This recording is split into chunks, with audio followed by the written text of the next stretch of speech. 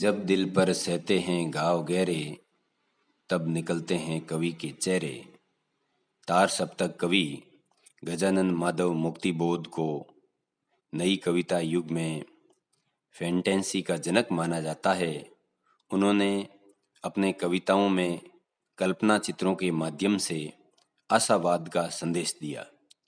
यद्यपि उनकी कविताएं प्रगतिवाद, प्रयोगवाद और नई कविता में अपने विलक्षण एवं प्रतिभा संपन्न स्वरूप को बताती रही, परंतु काव्य संग्रह जीवन के अंतिम पड़ाव में प्रकाशित होने के कारण कवि गजानन माधव मुक्तिबोध जीते जी जिस मान और प्रतिष्ठा के हकदार थे, वह उन्हें प्राप्त नहीं हुआ।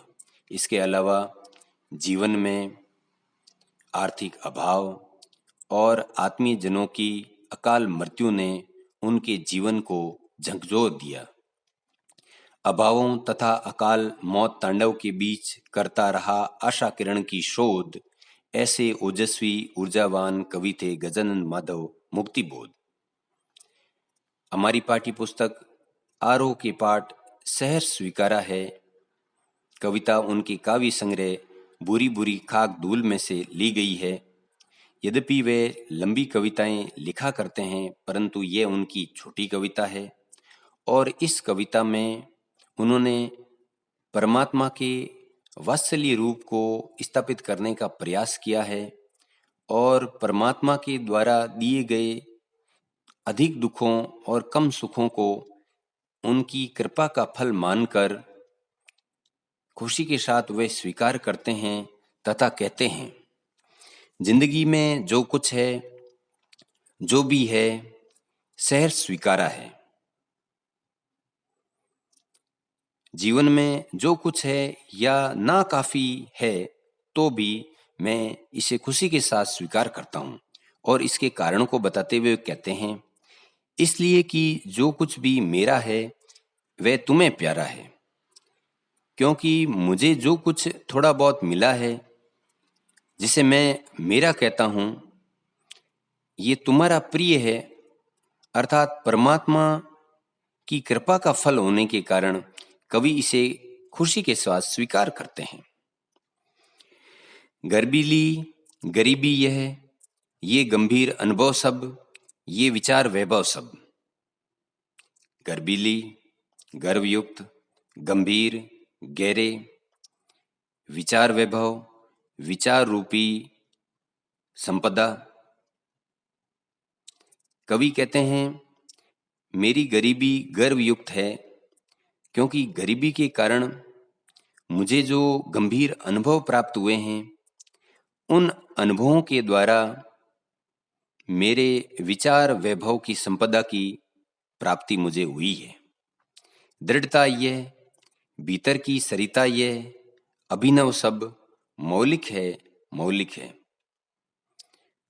और इन्हीं विचार वैभव के कारण मेरे मन में कठोरता अथवा दृढ़ता प्राप्त हुई है, क्योंकि मेरी भावनाओं की ये सरिता रूपी प्रभाव मुझे नए अनुभव प्रदान करते हैं और ये नए अनुभव बिल्कुल मौलिक हैं, इनमें बनावटीपन नहीं है। आगे कवि कहते हैं, इसलिए पल पल में जो कुछ भी जागृत अपलक है, संवेदन तुम्हारा है। पल पल प्रतिक्षण, अपलक निरंतर, संवेदन अनुभूति। इसलिए मैं प्रतिक्षण जो भी मेरे अंदर जागृति अथवा ज्ञान है, आपकी निरंतर अनुभूति का ही परिणाम है। जाने क्या रिश्ता है, जाने क्या नाता है, जितना भी उड़ेलता हूं भर भर फिर आता है, दिल में क्या झरना है।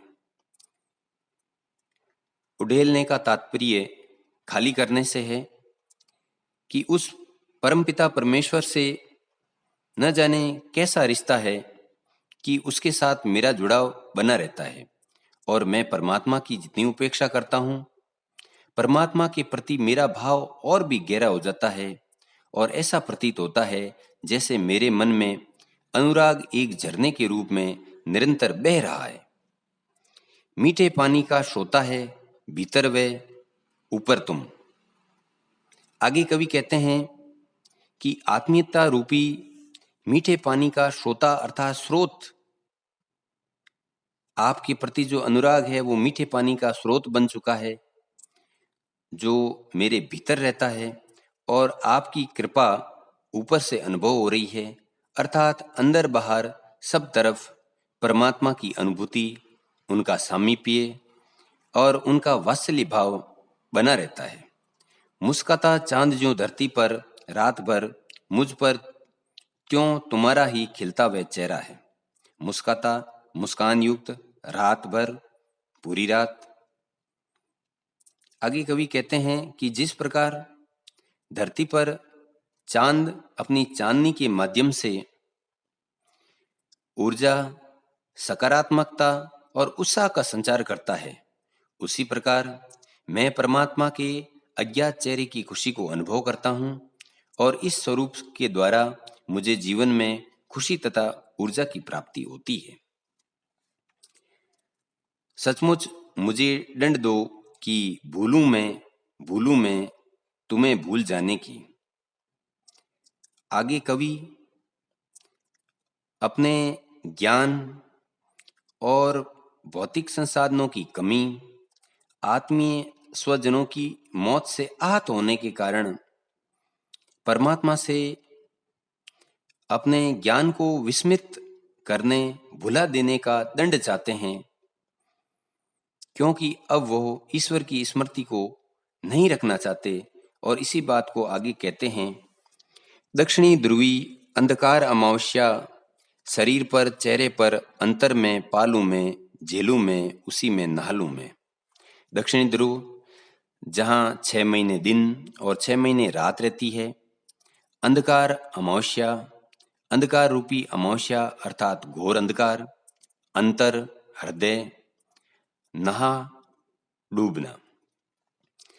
आगे कवि कहते हैं कि इस विस्मृति के कारण या विस्मृति रूपी अज्ञान की गहनता दक्षिणी ध्रुव में पड़े गहरे अंधकार रूपी अमावस्या के समान होनी चाहिए, अर्थात मुझे कुछ भी याद न रहे और इस विस्मृति का प्रभाव शरीर पर, चेहरे पर और अंतर आत्मा पर पड़ जाए, इसको मैं सहन कर लूं और इसी में मैं डूब जाऊं। इसलिए कि तुमसे ही परिवेष्टित आच्छादित रहने का रमणीय ये उजेला अब सहा नहीं जाता, नहीं सहा जाता। और कवि के द्वारा जो विस्मृति रूपी दंड मांगा गया है, उसके कारणों की व्याख्या करते हुए वे कहते हैं, परिविष्टित चारों ओर से, आच्छादित गिरा हुआ, उजेला उजाला, शाह सहन करना। परमात्मा के द्वारा प्राप्त अनुपम ज्ञान रूपी उजाले को जिसने चारों तरफ से घेर रखा है, आज रमणीक होते हुए भी वह असहनीय हो गया है तथा सहन नहीं किया जा सकता, अर्थात संसार की सच्चाई और उसके कटु अनुभवों का ज्ञान अब कवि के जीवन में एक बोझ बनता जा रहा है। इसलिए परमात्मा की अनुभूति रूपी रमणीय ज्ञान को भी वे भुलाना चाहते हैं, क्योंकि संसार के दुख और पीड़ा उनके लिए असहनीय होते जा रहे हैं। ममता के बादलों की मंडराती कोमलता भीतर पिराती है, मंडराती घेर रही, पिराती दर्द। ईश्वर की जो ममतामयी जो रूप है, जो वात्सल्य भाव है, अब उसकी कोमलता भी कवि के मन में पीड़ा व दर्द को पैदा कर रही है, क्योंकि मेरी आत्मा कमजोर और प्रभावहीन हो गई है, कमजोर और अक्षम्य हो गई है आत्मा ये। अर्थात कवि कह रहा है कि मैं आज परमात्मा के वात्सल्य भाव, उसके करुणामय स्वरूप, उसके मातृत्व रूप को सहन नहीं कर पा रहा हूँ, उससे मुझे पीड़ा पैदा हो रही है, क्योंकि मेरी आत्मा सांसारिक दुखों से और अभावों से कमजोर हो चुकी है। छटपटाती छाती को भविष्यता डराती है, बहलाती सहलाती आत्मीयता बर्दाश्त नहीं होती है। भविष्यता भविष्य की आशंका, बर्दाश्त सहन। आगे कवि कहते हैं कि मैं भविष्य की आकांक्षाओं को लेकर अब मेरे मन में घबराहट है और लोगों के द्वारा जो बनावटी और दिखावी आत्मीयता का प्रदर्शन हो रहा है उसे मैं सहन नहीं कर पा रहा हूँ, क्योंकि दुनिया के लोगों के लिए दूसरों का दुख तमाशा और दिखावी सहानुभूति नाटक मात्र होती है। सचमुच मुझे दंड दो कि हो जाऊं पाताली अंधेरे की गुहाओं में, विवरों में, धुएं के बादलों में, बिल्कुल मैं लापता। इसलिए आगे कवि कहते हैं, पाताली अर्थात अनंत, गुहाओं गुफाओं, विवर गड्ढों में। विस्मृति की गहराई को उन्होंने पाताली अनंत गुफाओं के विवर के समान बताया है, अर्थात उनकी विस्मृति इतनी गहरी हो जाए कि मानो वे किसी धुएं के बादलों में कहीं खो गए हैं और उन्हें कुछ भी ज्ञान नहीं रहा है। इस प्रकार के दंड व सजा को वह सहर्ष स्वीकार करना चाहते हैं।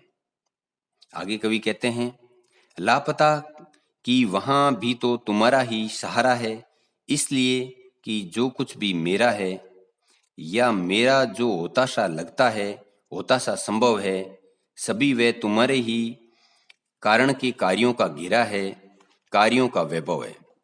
और इस अवस्था में भी कवि कहते हैं कि जब मैं आपके विस्मृति रूपी दंड के कारण अपने में ही लापता हो जाऊंगा, अर्थात स्वयं के अस्तित्व को भूल जाऊंगा, तब भी कहीं ना कहीं आपका ही अवलंबन होगा, क्योंकि ये विस्मृति जो मेरी है या मेरी जो लगती हुई प्रतीत होती है, यह भी आपकी कृपा का ही फल है, क्योंकि संसार के जितने भी कारण और कार्य हैं वो परमात्मा की कृपा और उसकी आज्ञा का ही परिणाम है। और जितने भी संसार में कार्यों के कारण जो भौतिक वैभव दिखाई देता है, ये भी ईश्वर का ही प्रभाव है। अब तो जिंदगी में जो कुछ था, जो कुछ है, सहर्ष स्वीकारा है, इसलिए कि जो कुछ भी मेरा है वह तुम्हें प्यारा है। इसलिए कवि अंत में कहते हैं कि जिंदगी में अब तक जो कुछ भी है या जो कुछ भी नहीं है, उनको मैं खुशी से स्वीकार कर रहा हूँ, क्योंकि ये सब कुछ जो मिला है ये मेरा है और आपकी कृपा का फल होने के कारण और आपको प्रिय लगने के कारण मुझे मिला है, इसलिए मैं खुशी के साथ इसको स्वीकार करता हूँ।